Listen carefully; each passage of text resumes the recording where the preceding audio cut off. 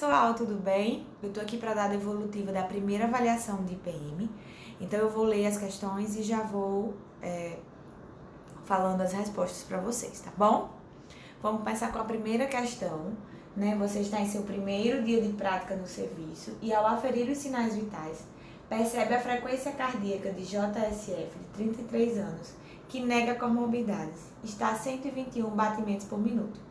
Sobre a frequência cardíaca de JSF, é correto afirmar que ele está taquicárdico. Pessoal, eu acredito que algumas pessoas que marcaram essa questão foi considerado errado por conta de um erro no gabarito, tá? Mas eu já vou alterar a correção e aí eu reviso a nota de todos vocês. Não se preocupem quanto a isso. Questão 2 agora. Para aferir a pressão arterial, é necessário o desenvolvimento de habilidades e conhecimento da técnica, a fim de que seja realizado de modo correto. Sobre isso, julgue as assertivas a seguir. Alternativa 1. Devemos posicionar o braço do paciente na altura do coração, nível do ponto médio do externo ou quarto espaço intercostal, com a palma da mão voltada para cima e o cotovelo levemente fletido. Verdadeiro. Item 2. A pressão arterial será aferida ao posicionar a campana do estetoscópio suavemente na artéria radial, na fossa antecubital, realizando-se uma compressão significativa. Aí a gente tem a artéria braquial e não a artéria radial. Então tá errada essa assertiva. Assertiva 3. A pressão sistólica é determinada no momento do aparecimento do primeiro som, com fase de 1 de Korotkov. Verdadeiro. Então, aí, apenas as assertivas 1 e 2 estão corretas. Recentemente, durante a pandemia do novo coronavírus, muitas pessoas precisaram ser hospitalizadas e outras permaneceram em casa sob observação rigorosa, quanto ao agravamento dos seus sinais e sintomas decorrentes da doença. Um dos sinais mais importantes para essa observação é a verificação do padrão e frequência respiratória. Ao entender a importância desse sinal vital, é possível afirmar que a frequência normal de um adulto deve ser entre 12 e 20 incursões respiratórias por minuto. Questão 4. Alguns cuidados devem ser tomados quando estamos diante de um paciente cuja frequência respiratória deve ser verificada, de maneira que a aferição seja a mais fidedigna possível.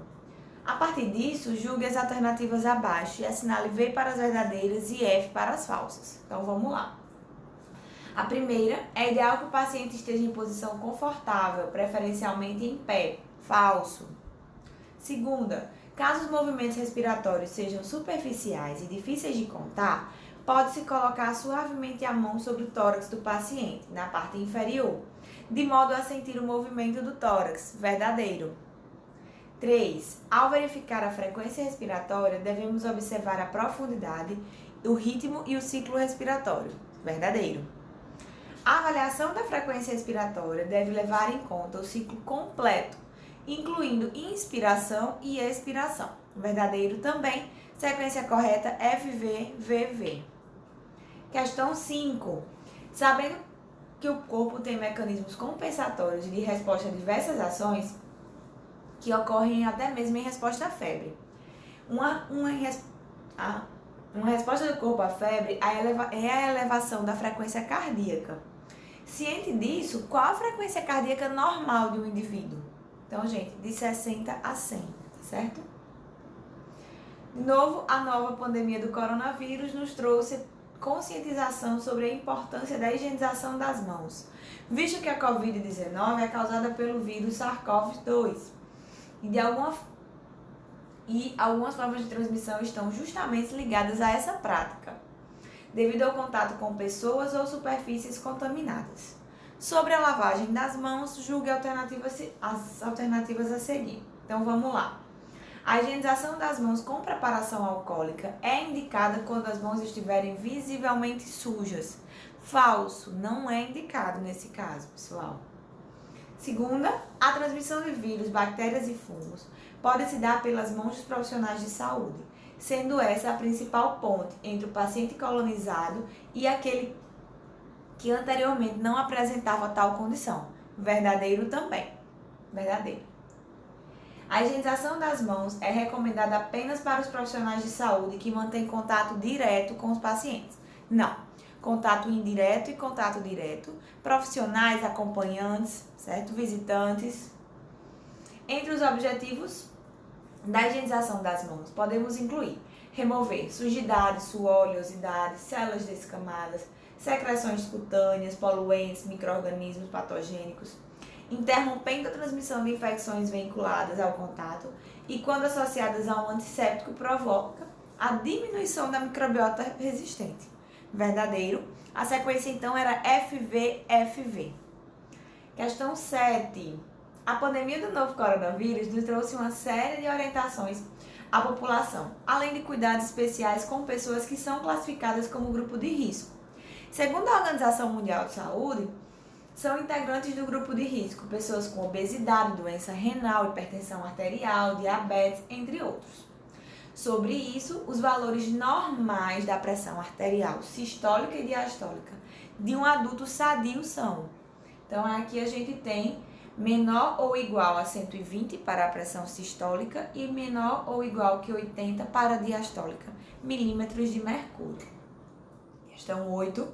O equilíbrio entre o calor produzido pelo organismo e o calor dissipado para o ambiente é a temperatura corporal, que pode ser aferida com o termômetro, sendo os locais mais comuns para sua verificação região axilar, oral e retal. Sobre as assertivas a seguir, julgue-as. Então, assertiva 1.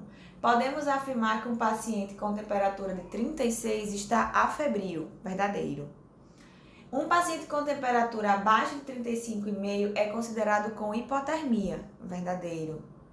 Entre os fatores que alteram a temperatura, podemos incluir alimentação, exercício físico e emoções fortes. Verdadeiro também. Entre os fatores que alteram a temperatura, podemos incluir alimentação, exercício físico e emoções fortes.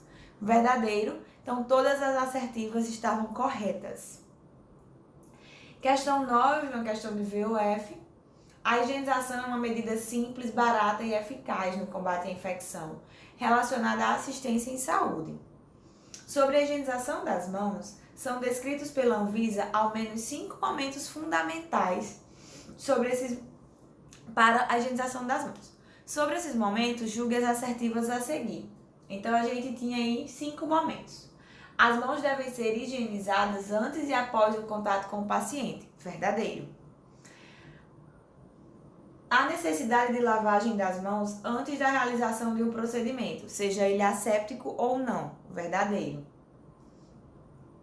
Não há necessidade de lavagem das mãos após o risco de exposição a fluidos biológicos. Falso. Há necessidade, sim.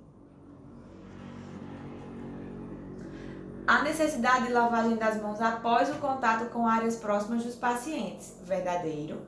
As mãos devem ser lavadas apenas para quem cuida diretamente do paciente, né? Eu já falei hoje aqui que não. Todo mundo tem que ter as mãos higienizadas. Falso. Sequência correta, então, pessoal, era VVFVF.